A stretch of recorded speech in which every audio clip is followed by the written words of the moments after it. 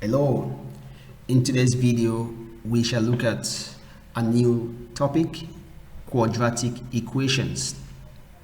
Now quadratic equations is of the form as squared plus bx plus c equal to 0.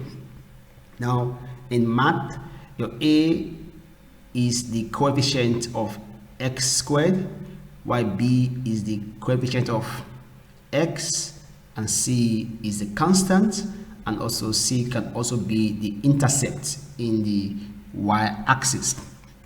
Now a, b, and c can be numbers, all right, while the x is the unknown. Now for quadratic equations, we always have two solutions because we have a square, or we have 2 as the highest power. So in solving this kind of equation, we always have two solutions. And please note that the a cannot be 0. This symbol here means that a cannot be 0. If a is 0, that means that it is no longer a quadratic equation, that is a linear equation. Now we can also plot this equation on a graph.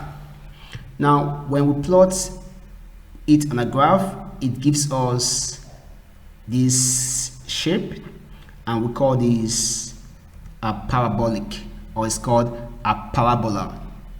So when we plot this equation on a graph, we get a parabola, as you can see.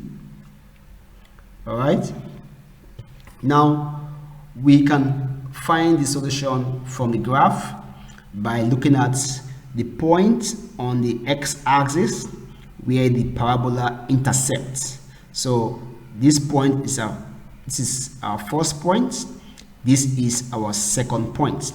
So the numbers at this point would be our solution to the quadratic equations. So we can also plot quadratic equation on a graph, and it always look like this, or it can look opposite. This is called a parabola.